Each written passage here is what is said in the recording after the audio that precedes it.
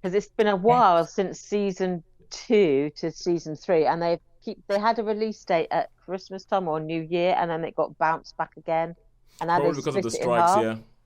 So a lot of it is just like, you know what? I think in some ways, um, with something like Bridgerton, you've got to keep it going pop, pop, pop, pop, pop. Otherwise, I think it soon loses its sort of momentum in some ways. I know they did Queen Charlotte to sort of like give it a little bit of an oomph, but I think where it's the series of books and people know the storylines, they just want you to get on with it and show the bits that they like. But anyway, if those of you who before have they end been sort of out. been completely out of the loop on Bridgerton, Bridgerton was a series of 8 books published by an author called Julia Quinn about the 8 siblings in the Bridgerton family, and they were all named alphabetically, so you know how old the child is by what their name begins with. So you've got Anthony, Benedict, Colin, Colin, Daphne, Daphne, Eloise, Eloise, Francesca. Is there a Hyacinth, G? Hyacinth and Gregory. Okay, yeah. Yep. Sorry, Gregory and Hyacinth. GH. Yeah. So yeah, they've all got their own books, and this each series is supposed to be about each of the siblings. They have their own book, they have their own series, allegedly. I don't know whether Netflix will run with the whole 8 books or not. Anyway, this is book 5, but it's actually series 3. This is the story of Colin, who is the third child, and it's his. Yeah, He well, has been. nominally it's a story of Colin, but we all know it's the story. It's the story of Penelope. Let's be It's honest. Penelope. Yeah, She yeah, is we're more here like for the lead Penelope. in this. Yeah, Penelope. And Penelope, it's not a spoil because it was revealed in season 1. Penelope has a secret identity. She has the secret identity of being Mrs. Lady Whistledown, who is a Think a gossip Georgian columnist. era gossip girl. Yeah, she's a gossip columnist who, names and shames and sort of dishes all the goss on all the people in polite society. And she has basically lived opposite or very close to the Bridgertons all her life, and she's always had a little bit of a twinkle for Colin.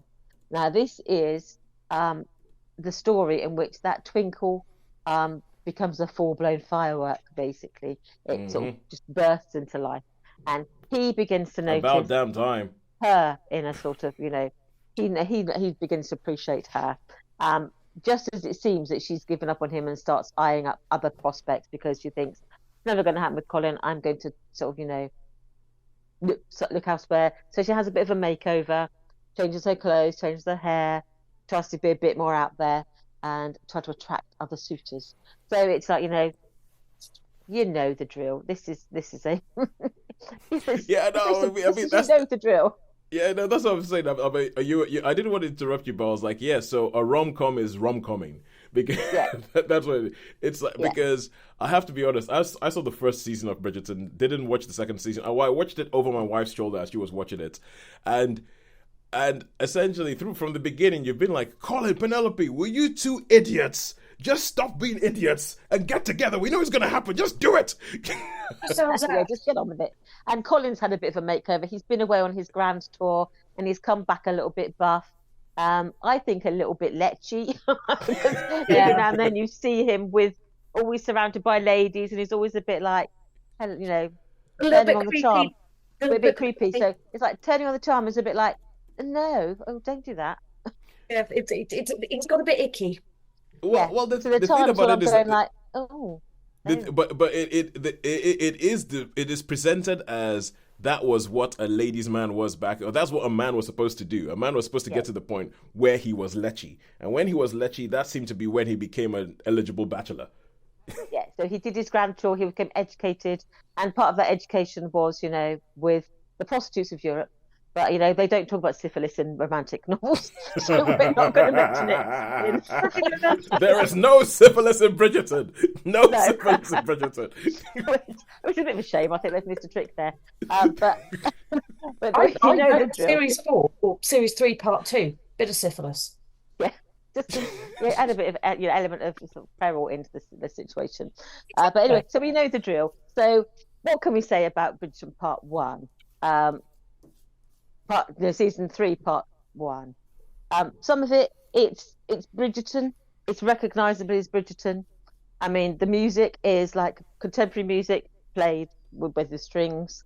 Yeah. So in the book, certain scenes you get songs that I don't recognise, but I recognise them as being, oh, well, that's probably a pop song. I don't know it, but I'm sure other people who are a bit Yeah. Yeah. Yep. more hip than I am would probably recognise it. And then it's got the usual moments of sort of like amorousness that are Mm-hmm. fits various different angles. The clothes are completely out there. They have like a nod towards the Regency, but not really. um, the hairstyles, they have like a nod towards sort of costume drama world, but not really recognizable as Uh, historically I think Queen Charlotte's wigs remain gravity defying. yeah, they're just extraordinary, aren't they? So it's the usual things, the things that frustrate you because you're thinking, And dated. They quite dated her wigs. yeah, they're of the Georgian era, so they are like from 50 years before, from her youth, basically. That's what they're implying. So yeah, what can you say? It's Bridgerton, so it was fun. But to me, it's beginning to feel a bit samey. It's beginning to feel a bit predictable. It's beginning to feel a bit like, I don't know. For me, I thought they lacked a little bit of chemistry. In some ways, she had her other suitor, and but even though they made a point of like setting him up as being an attractive prospect and then like shooting him down, I still think she had more chemistry with him than she did with Colin. And they have there is a bit of an incident, shall we say, of a Yes, romantic yes. nature. That I was a bit like, ooh, I would. it, It just it was just to me, it was just like, oh, it's in the book, but I'm just like, oh no, no, thank you. it's the scene that people have been talking about. Is the one that has been getting all the traction online. I'm currently looking at a thumbnail on YouTube that just sort of says carriage scene. Yes, the carriage scene. The So carriage scene. because you're always conscious that these sort of things, you have they're about 2 feet away. There are two men sat there, driving this carriage, and it's all that's between you and them is a curtain and a bit of plywood, basically thin wood You and a know, bit of I've veneer. always thought this. I've always thought this about when you have a film scene that happens in the back of a cab and two people start getting amorous in the back of a cab. I'm like, Yeah, there's somebody who can see everything that you're there's doing. someone right there. So that sort of scene, I'm a bit like, there's two people right, because we've just seen them when you got in the carriage. They're right there, literally above your head. And they're not deaf or stupid. No. So, yeah. So it's to me, it's never good. I think for me, Bridgerton, I like it. It's one of those things. I like it, but also I get a bit fed up with it. So I watched it. For me, it's never going to be more than a 3 anyway. But for me, I'd call it a 3 minus this time. Didn't Mm. I watched it more for like I'm going to watch it, not that I really thought yes. I really enjoyed the first season more than I thought I would.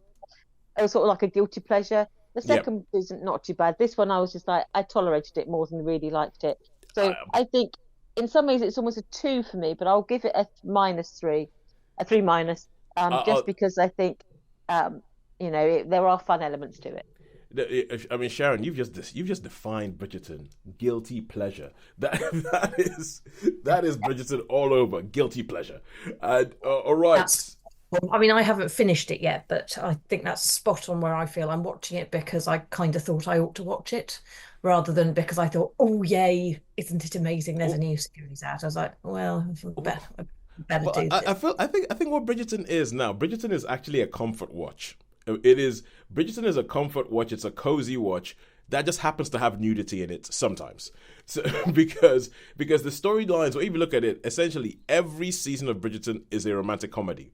It's a romantic comedy with all of the machinations and all of the, what's the word I'm looking for, like all of the stop points, all the bit stops of a, yeah, of a romantic comedy. There will be a misunderstanding, there will be a getting together, there will be a mad dash to the airport or whatever the equivalent of an airport is. There will be a final declaration of love that will lead to what looks like it might be a happily ever after, and then those people will disappear for the next season and just be in the background while you get into the next Bridgerton. But one thing I will say with this is because, okay, no, two things I will say. Number one, Luke Newton, who plays Colin Bridgerton, does anybody else think that he looks like a young Pierce Brosnan? Yes. I Because hadn't thought of it, but now you mention it, yes, it does fit. Yeah, ever since I've seen him in season one, I've thought, oh my god. I actually had to Google to see whether he was Pierce Brosnan's son because I think he looks like a young Pierce Brosnan. Like when he gets to his 40s, they might be thinking maybe we should just cast him as Bond or something like that. Because Looks like he looks like he's been in other things that he hasn't. He's got a face that's very familiar as well. yes, he's got Pierce Brosnan's face. That's why. And so he's got Pierce Brosnan's face. Of course, he looks like he's been in other things. He's stolen Pierce Brosnan's face. Damn it. Yes, Feeling. yes. It's like Helen Hunt and Lily Sobieski, who looked like in the 90s. Yes. Oh my Yeah. word, that was uncanny. But okay, so that was number one. Number two is because I've been worried about and when I know that they said that season three in Bridgerton was going to be a double header where they're going to tackle two love stories at once. And I was thinking, yeah, they need to get on it because they need to do a Penelope and they need to do an Eloise love story quickly because those two characters are supposed to be teenagers. They're supposed to be teenagers, and both Nicola Coughlan, who plays Penelope, and Claudia Jessie, who plays Eloise, when they started in Bridgerton season one, were in their 30s. Yeah. And they have done an amazing job in, I think, both in the performances, number one, I think performances, but also the hair, the makeup, They have the such good skin. costumes.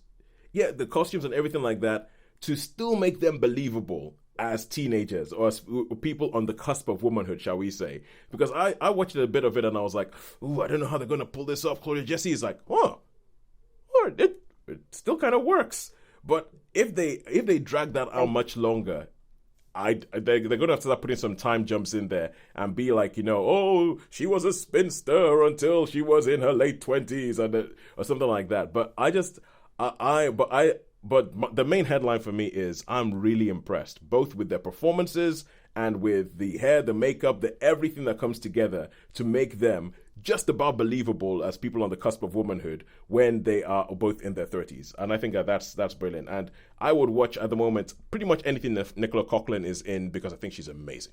I think she's amazing. I think she's brilliant as Penelope Featherington. I think she is great, and I think she is the main reason to watch this. And also to keep marveling and going, how the heck did they de-age Pierce Brosnan to be in this thing? Are my things. So anyway, I think. Oh, you said three minus for Bridgerton season 3 part 1.